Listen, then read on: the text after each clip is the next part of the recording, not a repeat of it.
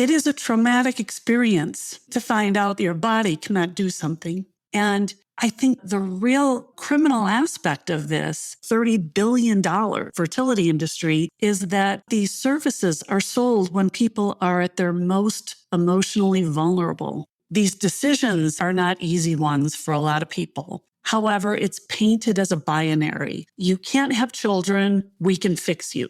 And that notion of being cured puts the patient in the position of having to decide when enough is enough.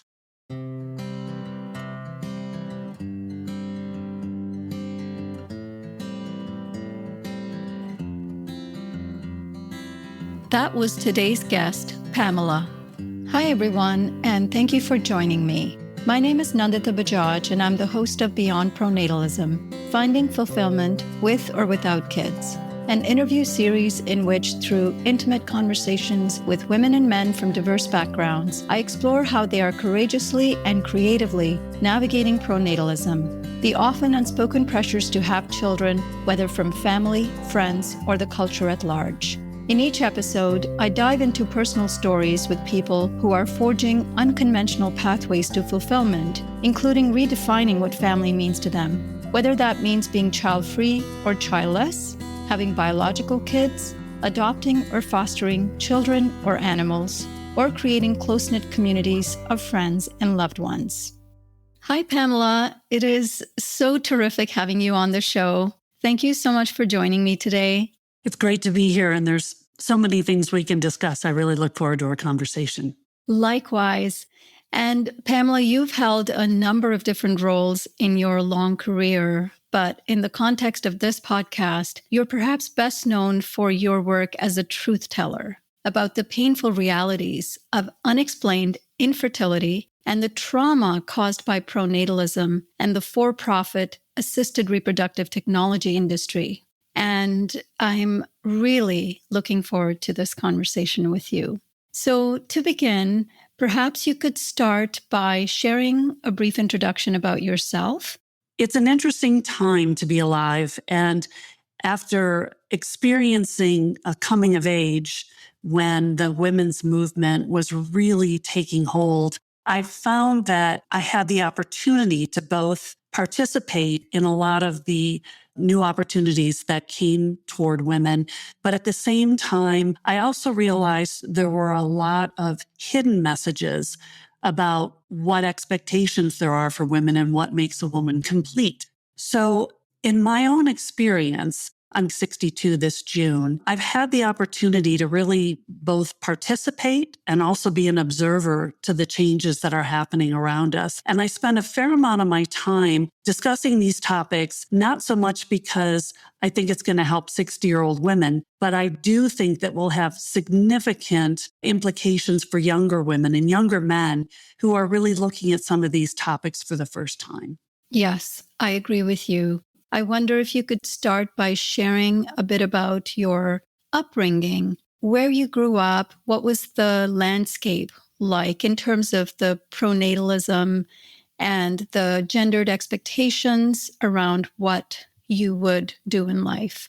So I was born in Detroit, Michigan, and Detroit and the Detroit suburbs are fairly conventional in the way that organized young people's lives. It was the kind of prototypical being a part of a nuclear family. And what I discovered as I got older is that the expectations for young people were evolving. However, at the same time, I was raised in a very Catholic household.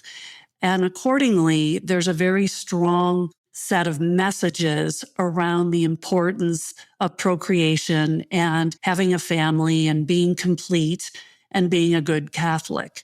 And as a child, you're pretty much just taking it in. You don't have necessarily the critical thinking skills to say, I wonder if they're really thinking about all the implications of what it means to put people into a family situation before they may be ready for it. And as I got a little bit older, I realized economically, it was very expensive to have a family. And I also had ambitions to develop my own career. And so it became very early on a tug of war between the expectations that were put on me to get married young and have children and my own interests in broadening my horizons a bit. And I wanted to be good at both. I wanted to be able to be a good participant as a family member, a caregiver. But I also knew that in order to do that, I needed to be full and complete. And I had strong interests in developing other talents as well. So that was the kind of jumbled up world in which I grew up. And I came of age in the 80s and 90s and really realized that it was next to impossible to do both well. And I started to really question where the real needs were and what would fulfill me personally. And what turning points were happening around that coming of age time where you started to realize that it was difficult to manifest both those realities? Well, on the one hand, the idea of being able to have a household to keep yourself fed and clothed, you needed two incomes if you were going to consider raising children. I worked in the auto industry, a very male-dominated industry at the time, still very much so today. And the industry had no interest in having progressive policies like family leave that didn't exist. So if you were going to have a child, the expectation was you were either going to leave the workforce or it was going to be very expensive and you'd have to make very significant compromises and potentially at the disadvantage of a child you might be bringing into the world. And I really felt strongly that I could not bring a child into the world unless I could provide a stable, good environment. So that pressure to create that environment and at the same time understand biologically what was coming my way, how to reconcile all that. It was like living in a pressure cooker. For sure. And at that point, you knew that you were definitely wanting to have children and you were trying to figure out how you would manage the two worlds. And then I know you've shared that you did start to try and have children in your late 20s. Can you share the process of finally deciding to go down that road, knowing well the concessions that were involved with creating a family and still having a career?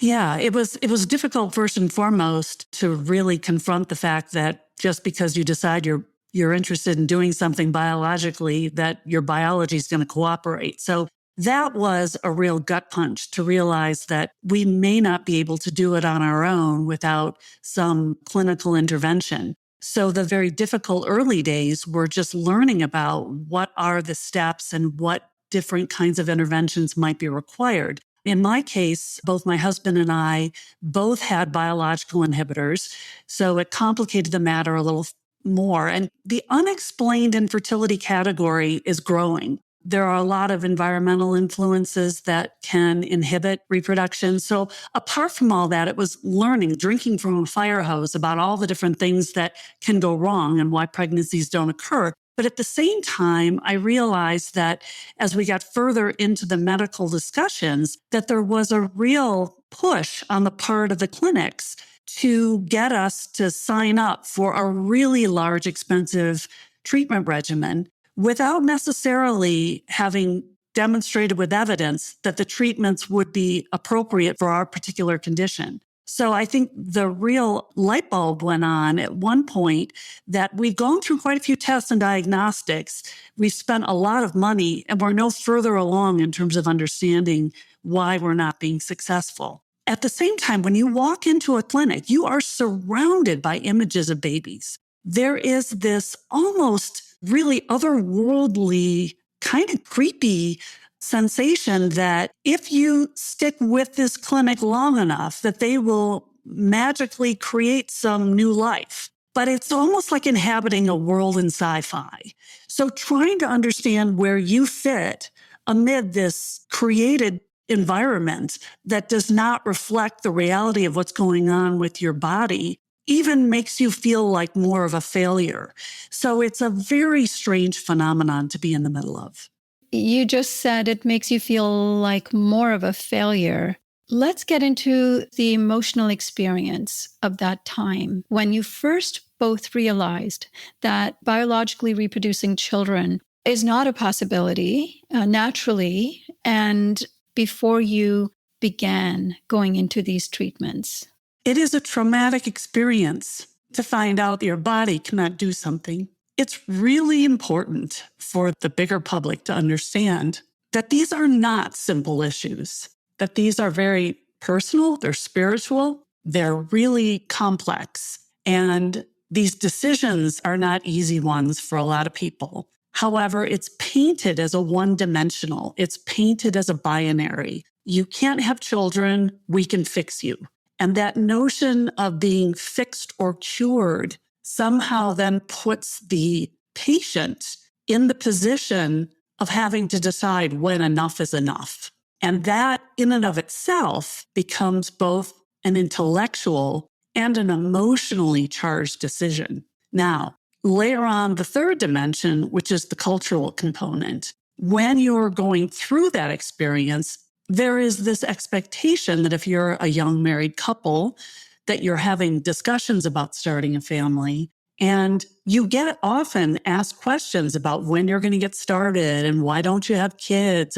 Or if they're meeting you for the first time, the expectation is you have them. How many do you have? So you're going through all this medical intervention behind the scenes, which most people keep quiet, but you're having to answer with a happy face to everyone around you like nothing's going on. So culturally, the pronatal pressure in the midst of trying to reconcile that perhaps you will never have children raises the ante. And so it was for us personally a remarkably difficult time, both in terms of our own personal identity, in terms of our relationships, and in terms of what the world around us, the people we worked with, the people who came into our lives socially in the neighborhood or out meeting friends at, holiday parties. Those kinds of expectations feel very crushing. Clearly. And I appreciate so much the layers of complexity that you've shared. And there's the inward pain, and then there's the outward awkwardness when you are experiencing something that you don't necessarily want to share with the world. Well, and I would add that that is one of the reasons why the title of the book that I wrote about our experience is Silent Sorority. If there's a universal, and this extends literally across the globe, I've talked to women in just about every continent who have themselves been of different religious upbringings, who have been part of different cultural expectations. It doesn't matter if you're in a Western or an Eastern country, if you're northern latitude, southern latitude. Every person who goes through this diagnosis understands that they are in this gray zone of not necessarily fulfilling an expectation that the society puts on them or that they themselves had grown up believing that was going to be their inevitability. And so if I can, I would just say that this particular experience is a universal one for those who have had to walk through the doors of a doctor's office and found out that something didn't quite work right. And I think the real criminal aspect of this is that a lot of these services are sold when people are at their most emotionally vulnerable. And it's being now amplified further by social policy that is very much pronatal. And so if you are not in a position to be able to explain this to people because your own world is sort of falling apart around you, then the people who control the narratives are the people who are the pronatalists and not the people who are saying, hold on, if I am unsuccessful and my life is as a childless man or woman, how will that affect childless men and women in a much larger way? And I think that for me personally, I did not feel like I could remain silent. I felt that I never would have wanted to wish that experience on anybody, and that if we did not start discussing these issues in a more multidimensional way, that there would just be generation upon generation that gets ignored, marginalized, and ultimately very much preyed upon. Well said. And what you just said about when the diagnosis is first received by women and men of infertility, the experience is often that of shame, sadness, failure, etc. And in the absence of all of these technologies, I would like to understand to what degree people then have the opportunity to explore the different life paths versus being left with the feeling of unending, indefinite failure. Yeah, it's interesting. I did a bunch of research not long ago. I went into the New York Times archives and started searching for life pre-IVF. And what was it that the expectation was for individuals who were unable to have children? And what I discovered was that there was a social compact, an understanding that if people did not have children, meaning you would show up at a neighborhood gathering or you'd be in a holiday of some kind. If people did not discuss their own children, you never asked them, do you have children? Because there was an understanding pre-IVF that not everybody could, for reasons nobody understood. If you look over the millennia of human existence, 10% of the population at any given time in civilization has not been able to have children. And if you look even in biblical recordings, you hear about people who could not have children. So this is not a new phenomenon. And what I really, truly understood in my own experience is that as the information started coming in about the fact that we might not be able to be successfully pregnant and conceive and deliver a child, we took steps along the way to imagine our lives without children in the midst of actually pursuing treatment.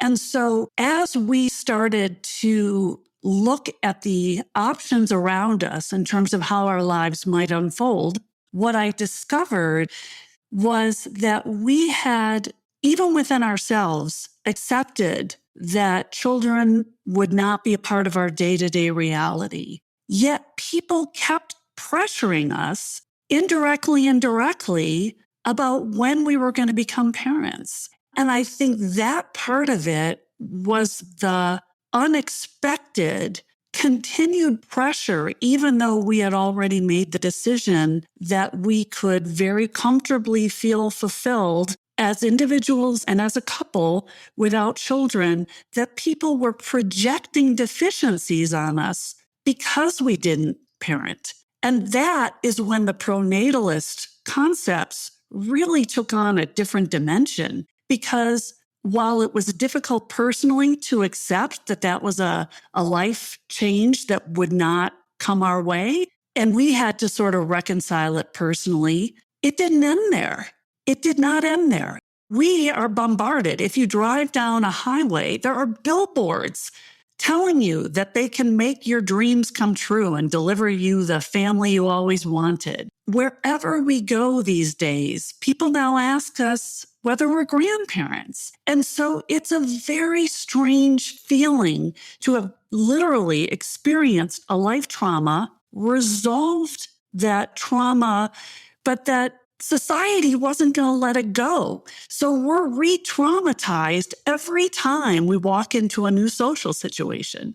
Yeah, I totally understand that. And I like how you are contrasting the pre-IVF days to the post-IVF. I wonder to what degree the very fact that the treatments are available, people somehow feel that it's their right to ask you.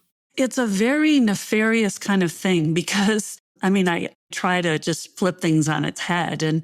And so it would be the equivalent of walking into a room full of people and interrogating them about why did they have children and why did you have so many? It's just, those are very personal conversations. And it really strikes me that there is a commercial aspect to this. I'll tell you an anecdote which really stuck with me years ago. I was just completing treatment, had made up, our minds we were done. We were not going to pursue them any further. And I was on a plane And there was a young woman sitting on the aisle seat, and across the way, somebody asked, because she had a huge medical textbook in front of her. And the person said, "Oh, you must be in med school." And the young person said, "Yeah, I am." And she said, "Are you going after a particular branch of medicine?" And the young woman said, "Things are just so expensive, and med school is so crazy that I think if I'm going to really make a return out of my investment here and be able to make a really good living as a doctor, I'm looking at either plastic surgery or fertility medicine." And my first thought was, you should not be in the medical establishment if your entire reason for pursuing medicine is to make money.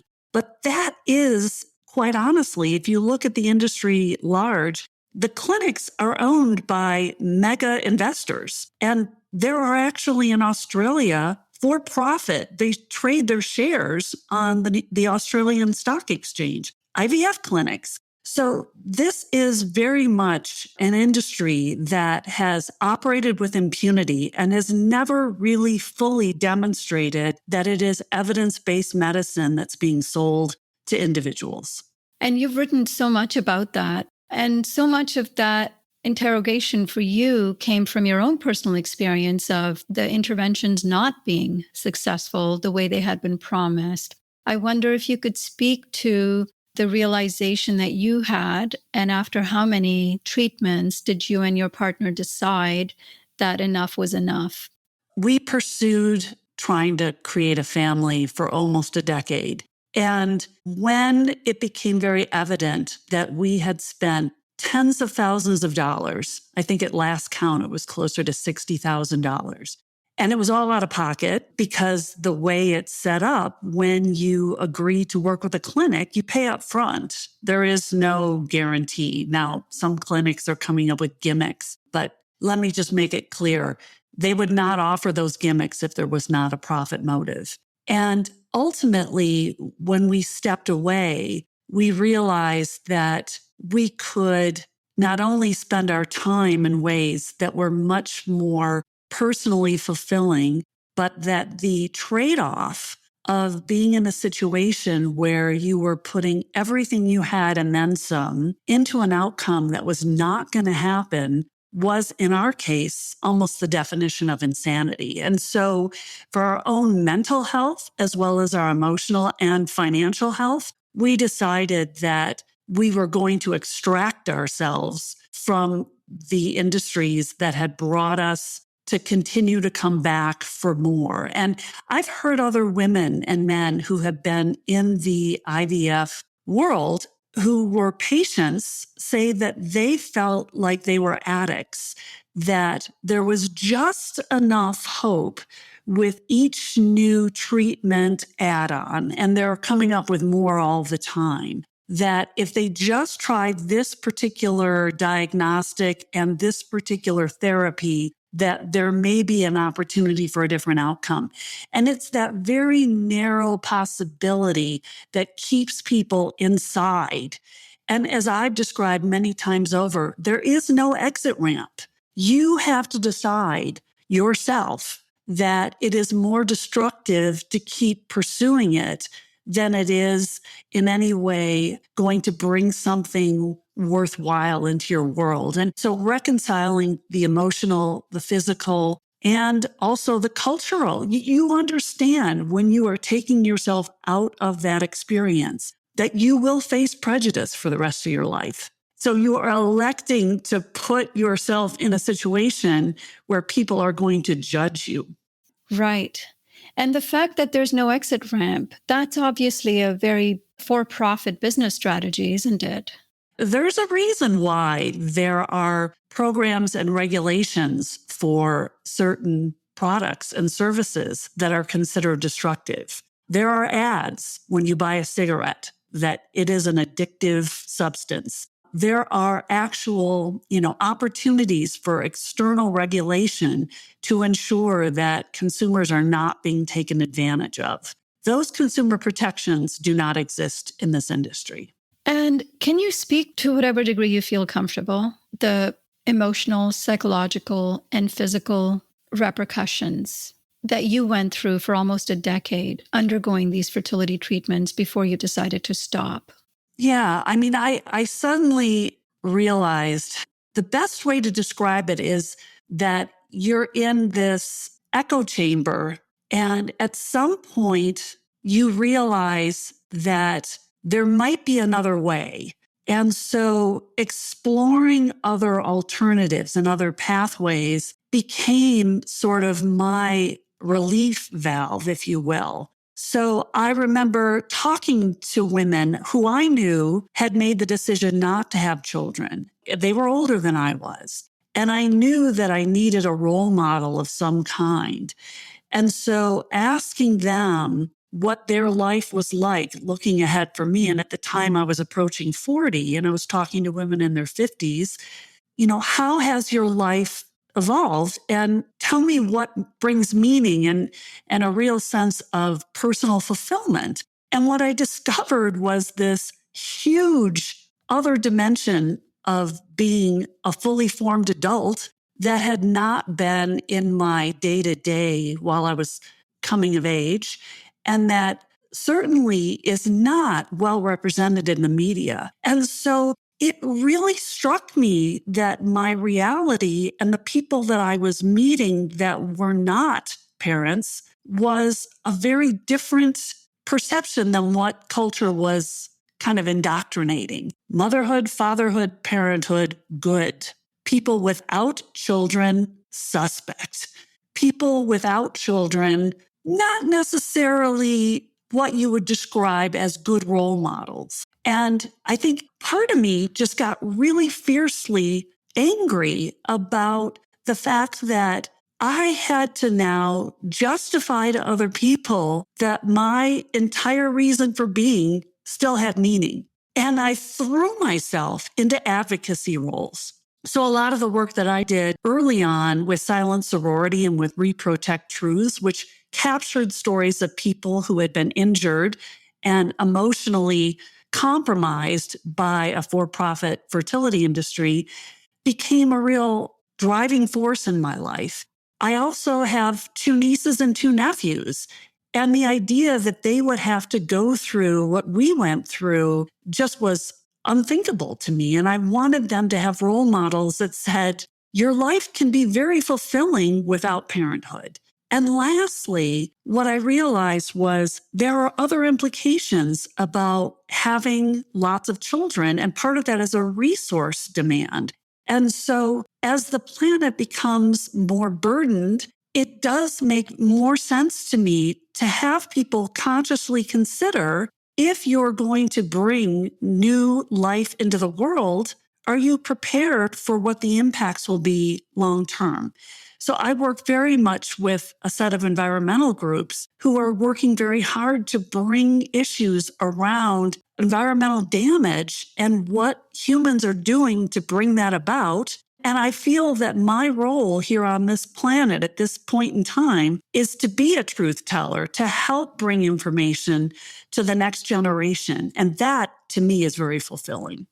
I think that is just such an inspirational message, an inspirational story of how something so painful can be turned around into something quite meaningful and out of your own volition. And so you mentioned a few things that, you've written this book, Silent Sorority, and you've talked about the Reproductive Truths. If you can share a bit more about the work that you've done there and what kind of feedback you've received from people who I'm sure have felt liberated from finding a resource like that.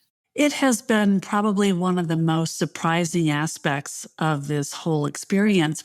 I remember back in the, early 2000s, going online and being a part of a new community. And they were community boards, and then they became blogs, and a number of different ways for groups to interact that went far and above today's traditional social media. And in fact, I have to say that, just as an aside, I find social media like Facebook and Instagram and others really diminishing the conversation rather than enlarging it. The beauty at the time that I started blogging was people actually wrote really remarkably complex and really insightful long pieces about where they were relative to their own expectation and their social and cultural challenges. And so as women started coming forward, mostly under pseudonym, it became very clear that there was a pattern of expectation outside of the United States where I live, and that we could learn from each other in terms of how they had moved forward in their own respective societies.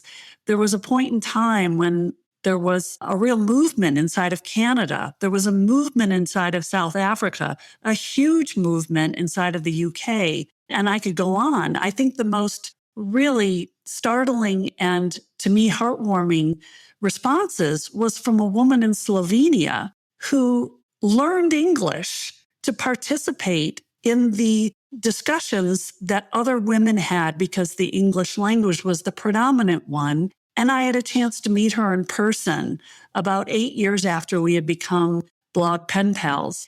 And to meet these people in person, which I've had the good fortune to do in a number of countries, has been so rewarding. And in fact, I was in New Zealand last month and I met a woman that I'd been writing to for 15 years for the first time. And we felt like we knew each other. And she said, it's because we've met each other from the inside out. And that really struck me. And so I do think that there is capacity for these stories to come into a more broader audience, but there has to be an appetite for it. I have a number of very supportive friends who went on to have children, and they want their children to know about my story because they recognize their children may not be able to have children. Oh, I love those stories. They are so powerful. I feel our policies, our rhetoric, our feminist advocacy is regressing in some ways because the pronatalist messaging and the reactionary rise in it, it's even stronger when we see things like egg freezing and IVF being touted as some kind of a feminist solution, when we're taking leading edge technology and applying it to a very patriarchal context, a context that has been kept alive to keep women tied to their reproductive capacities, right? So in fact, the ideology of pronatalism, not so much the act of procreation, which can be a feminist thing or not, it's the ideology of pronatalism that is preventing a lot of young people from actually recognizing that there are multiple pathways.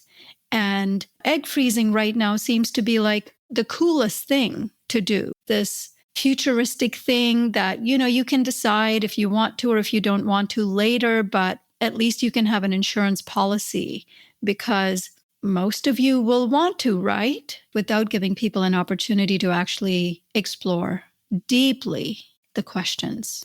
This may sound a bit extreme, but it is a weird form of enslavement because if you think about it, if you're a young person and you have eggs frozen, you then have an obligation somewhere down the line to use those eggs, which requires a full-blown IVF protocol. And at the same time, there are women in their 50s and even their 60s now who are being sold eggs from younger women so that they can fulfill a long-held fantasy of having a child. And it was something I just never considered because I didn't want to potentially harm another woman who had to go through an egg harvest to give me an egg that may or may not fully fertilize and go on to a full-blown pregnancy. So what I mean by enslavement is you have all of these procedures that are being sold with this expectation that they are somehow then going to be acted on. And so young women are being actively recruited, and you can look at it online. If you look in a campus newspaper and look up donor eggs or egg donation clinics, they call it donation, but they're paying the women for those eggs. And there are stories of individuals who've gone through multiple rounds of egg harvesting, and younger women tend to produce more eggs during IVF than older women do. So some women have up to 15 or 20 eggs extracted at a time, which damages their own fallopian tubes and potentially renders them infertile down the line when they might themselves want to have a family. So these procedures that are being actively marketed are really damaging for young women and also very usurious and predatory for older women because they're being sold again a promise, but the complexity of a full-blown pregnancy is not something that can easily be guaranteed. And I just find the whole topic of this push toward creating more life, this pronatalist agenda, is damaging to young women because it is sending messages that you are somehow incomplete unless you are part of this reproductive world and ultimately generate a child. It takes away any kind of personal spiritual sensation of your own personal decision making, and you've got this pressure coming from outside and frankly policies. There are now discussions around tax deductions for the number of children. There are new ways to reward people who have children in ways that discriminate against people who don't have children. So it's a remarkably complicated topic. And sometimes we're not even aware of how completely all-encompassing these messages are until we've had a chance to step back and ask, who benefits from this? And speaking of who benefits from this, I know you've got some great statistics in your research about the explosion of the fertility industry. Could you share a few of those stats on the multi-billion-dollar industry that it has become? It really started in the early 1980s. And at the time, all fertility clinics existed as an offshoot of a research hospital. And it wasn't until the 90s that clinics were allowed to be standalone. And there were efforts early on in the late 80s, early 90s to take a look at whether or not there were adequate regulation and consumer protections in place. And as a result of the scrutiny from the regulatory bodies and the people who make laws in Congress here in the US, the industry around the clinics decided that their best alternative to keep regulation out was to self-regulate. So they created a professional society that allowed clinics to participate voluntarily and that they would report out statistics about their outcomes, but they set the parameters. So if there was a pregnancy, but there was not a delivery, they would present their data as a success.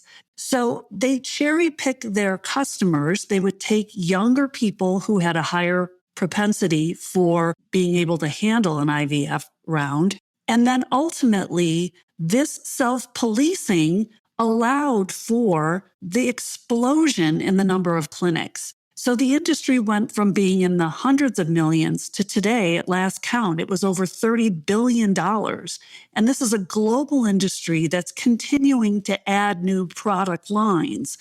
So they will offer any number of services in order to keep people in the treatment regimen, if you will. And so it's just from the point of view of overall growth, there is no limit. And as I said, there is not even an age limit. So people are visiting clinics from a very young age to donate eggs all the way up to their 50s if they want to pursue donor eggs. That's a huge growth market. And because of the pressure and the external validation that mothers, fathers, and parents get, there is this drive for a number of people who may not have necessarily thought about whether they wanted children, who are participating in pursuit of a family because there are other social advantages to having children. I like that you use the word enslavement because it is taking a life and completely commodifying it. Not only the woman's body, which has been commodified for millennia, but now the embryos and the eggs. All the parts of the woman are now being separated and dismembered in a way and just given their own identities. And then the staggering number of fertility clinics that you've said have exploded and how it's become this multi-billion-dollar industry.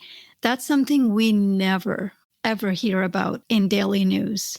We don't. And, this is a very, very rare point of view, but there was a really compelling opinion piece that was carried in The Guardian. And it was the point of view of an individual who was conceived with IVF. And the individual said that they themselves have always felt like a commodity, that when they realized how much money that their parents spent on creating them, that the pressure on that individual to feel like they had to be worth it, and this very unusual understanding about those who are conceived using these technologies, some of whom don't know who their biological mother or father is. This is now becoming a human rights discussion.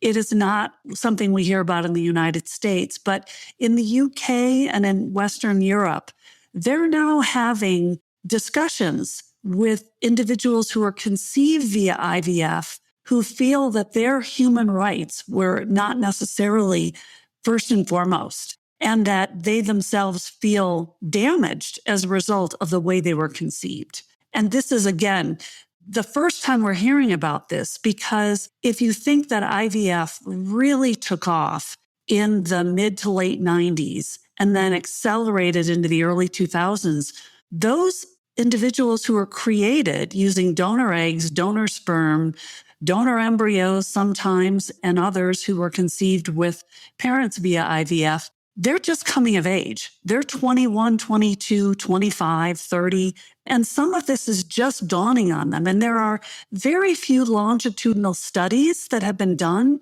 What little I can share with you is that there have been scientific studies on the culture, the medium that is used when an egg and a sperm are created and an embryo results, and the metabolic changes that occur as a result of the embryo culturing are just now starting to have early indications that some of the individuals created via IVF have metabolic issues that are just now being recorded in primary care discussions. They're either pre-diabetic or they have other congenital issues that are traced back to the IVF labs.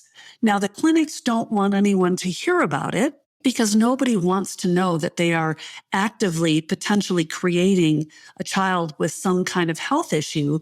But these longitudinal studies don't exist because nobody has ever asked the clinics to perform them. I had never heard of that perspective. It brings up so many other connections for me, connections like surrogacy, where, other women's bodies are used to produce children for other people, or like you've talked about egg donation, etc. And we never really think about the child in the case of these kinds of transactions. And Pamela, this is one of the most underrepresented discussions, right, happening.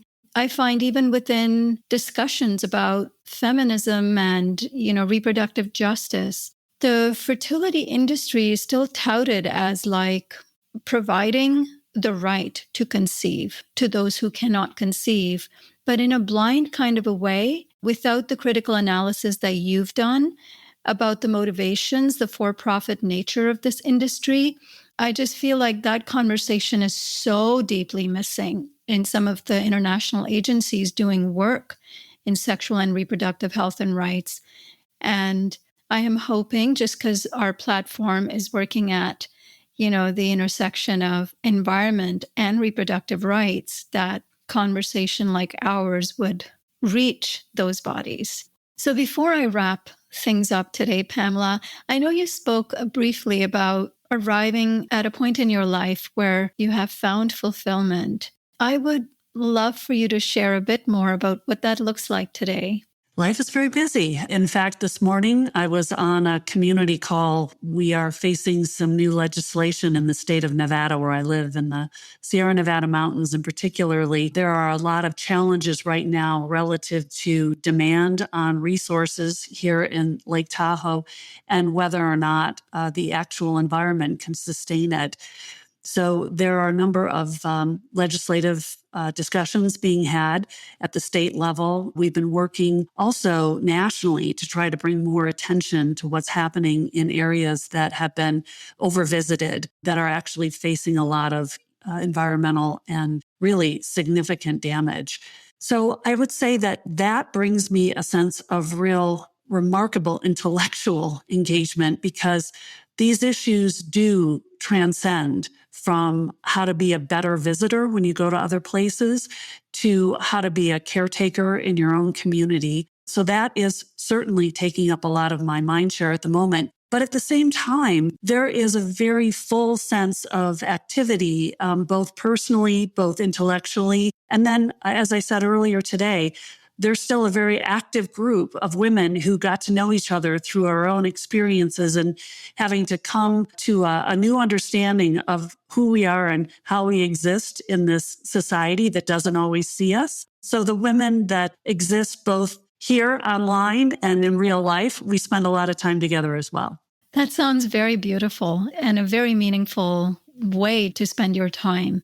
Thank you so much for the incredible work that you've been doing for decades and taking all of the personal trauma and the emotional upheaval that you went through and transforming it into something so liberatory for so many people and giving them permission to form their own identities that are not set by society. And thank you so much for giving me so much of your time today and sharing your journey with me today. This was a really important and beautiful conversation. Thank you. If I can leave you with just one last metaphor, I've always been struck by mosaics and how beautiful they are in their own way.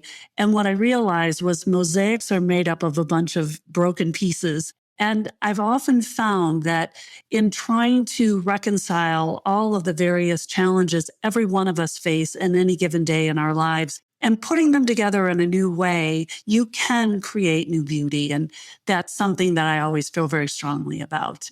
We are flawed, and yet at the same time, we have opportunities and talents that even we ourselves can sometimes be surprised by. That's a remarkable statement. Thank you so much. Thank you so much. That's all for today's episode. Thank you so much for listening. Check out the show notes to see how you can get in touch with me. Whether you'd like to share feedback about the show or a particular episode, or whether you'd like to join me on the show to share your own story, I'd love to hear from you. Thank you so much again for joining me today as we collectively discover and celebrate the many different pathways to fulfillment beyond pronatalism. Beyond Pronatalism is brought to you by Population Balance, the only nonprofit organization advancing ecological and reproductive justice by confronting pronatalism. This podcast is produced and hosted by me, Nandita Bajaj, with the support of my production team, Josh Wild and Alan Ware.